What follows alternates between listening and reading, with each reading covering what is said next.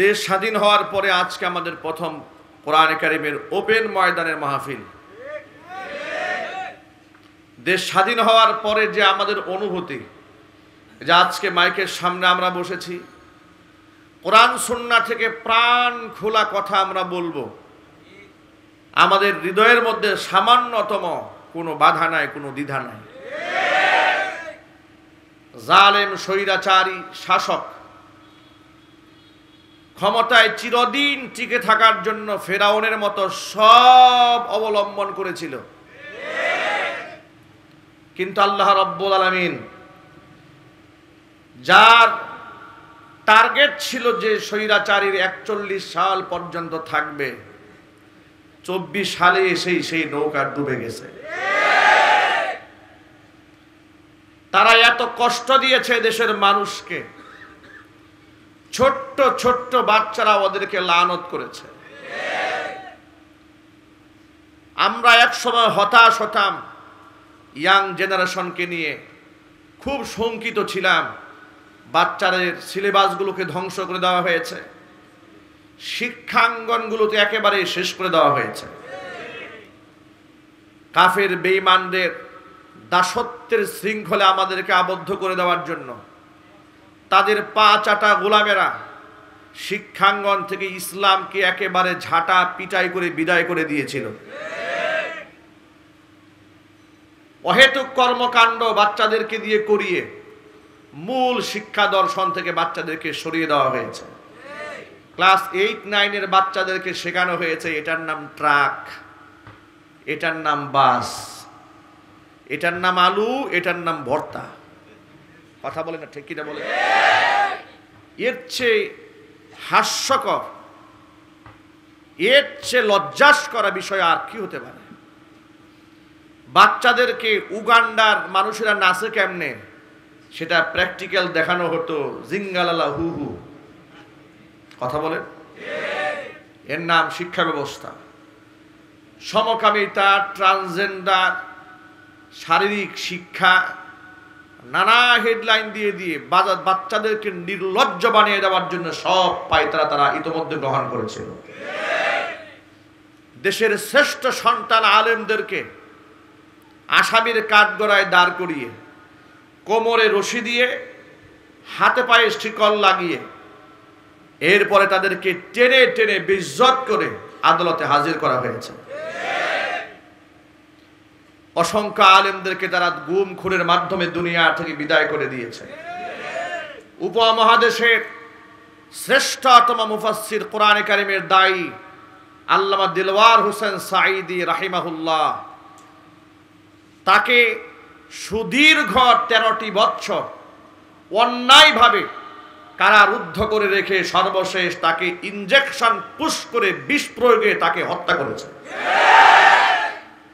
আমরা টু শব্দ পর্যন্ত বলতে পারি নাই। স্টেজে ওঠার সময় আমাদেরকে লম্বা তালিকা ধরিয়ে দেওয়া হতো, এই কথা বলা যাবে, সেই কথা বলা যাবে না, এটা বলা যাবে, ওটা বলা যাবে না। এইভাবে আমাদের বাক স্বাধীনতাকেও তারা কেড়ে নিয়েছিল।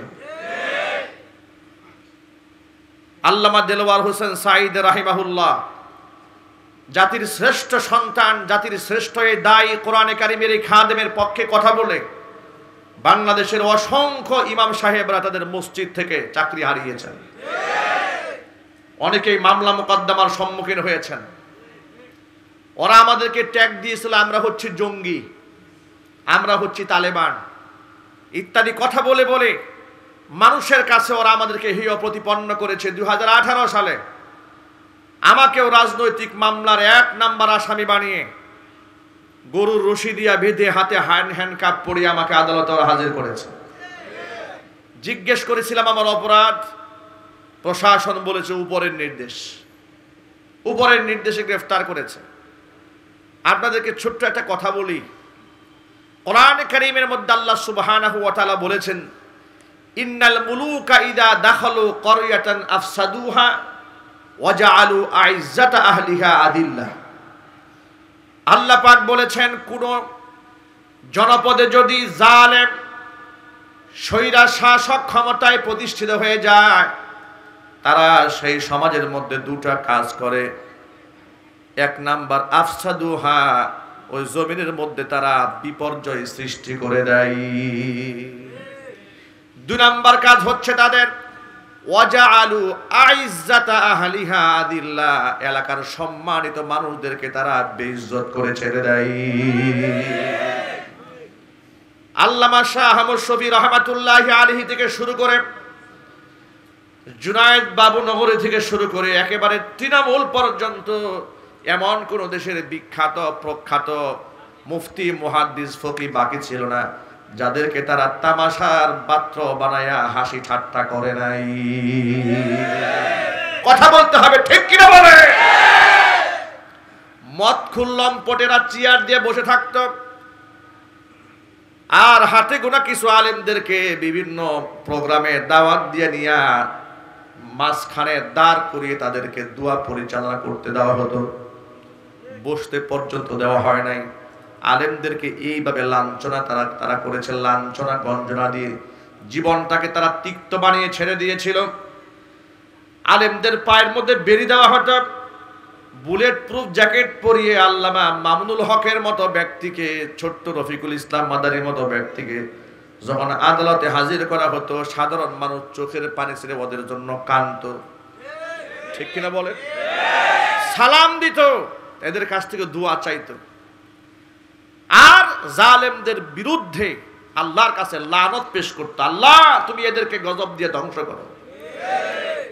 ওরা নিজেদেরকে খুব সম্মানিত মনে করত, দাম্ভিকতার অহংকার এমন পর্যায়ে পৌঁছে গিয়েছিল তাদের, মানুষকে ওরা মানুষ মনে করত না। বিনিময়ে কি হয়েছে দেখেন, আলেমদেরকে হ্যান্ডকাপ পরিয়ে যারা লাঞ্ছিত করতে চেয়েছে, মানুষের হৃদয় থেকে তাদেরকে উঠাতে পারে নাই।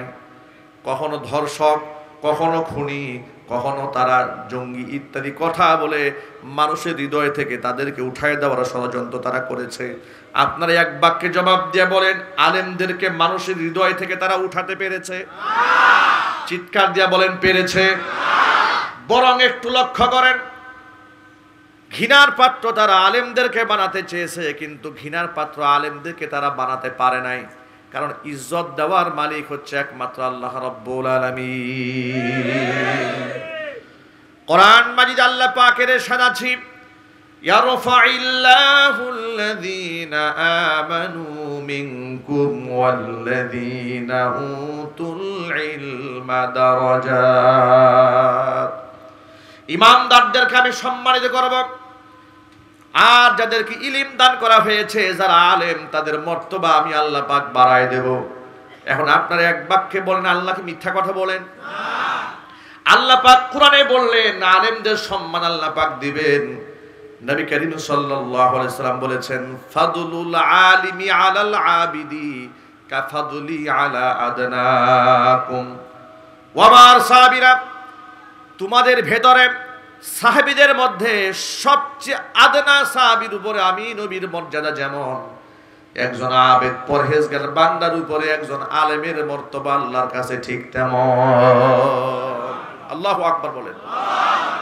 অবস্থানরত আমাদের সকলের শ্রদ্ধাভাজন পর্দানিশীন মা এবং বোনেরা, মহান আল্লাহ রব্বুল আলামিনের দরবারে আলিশান লাখ কোটি শুকরিয়া আদায় করছি যে মহান মুনিব আমাদেরকে এই প্রতিকূল পরিবেশের মধ্যেও কোরআনে কারিমের ইসলাহি মাহফিল আমাদেরকে বসে কোরআন সুন্নাহ থেকে আলোচনা করার, শোনার সুযোগ করে দিয়েছেন। এজন্য আপনারা খুশি না বেজার? কম না বেশি? উচ্ছ্বসিত কণ্ঠে, খুশি মনে, মন প্রাণ উজাড় করে আল্লাহ পাকের শেখানো ভাষায় শুকরিয়া আদায় করছি।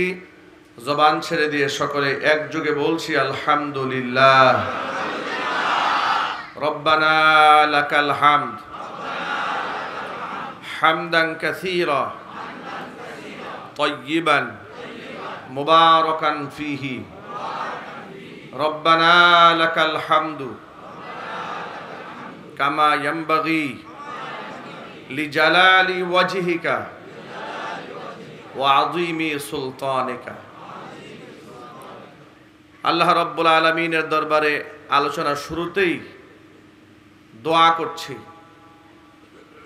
আজকে এমন একটি সময় আমরা কোরআনের ময়দানে বসে আছি যে মুহূর্তে আমাদের বাংলাদেশের নোয়াখালী, লক্ষ্মীপুর, ফেনী, কুমিল্লা বিরাট একটা অঞ্চল পানির নিচে প্লাবিত হয়ে আছে।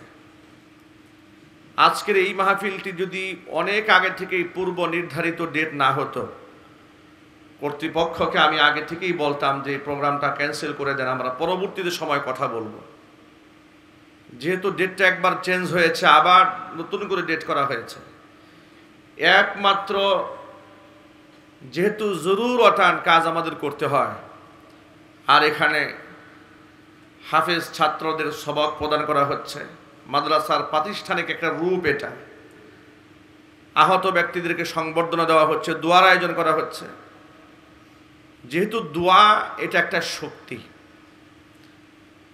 আমি পরক্ষণ অনুধাবন করলাম যে এতগুলো মানুষ মিলেও যদি আমরা বন্যার্ত মানুষের জন্য আল্লাহর কাছে দোয়া করি, আল্লাহর কাছে সাহায্য প্রার্থনা করি, মহান রব এই পানি থেকে বানভাসী মানুষদেরকে হেফাজত করে দিতে পারেন। ঠিক কিনা বলেন?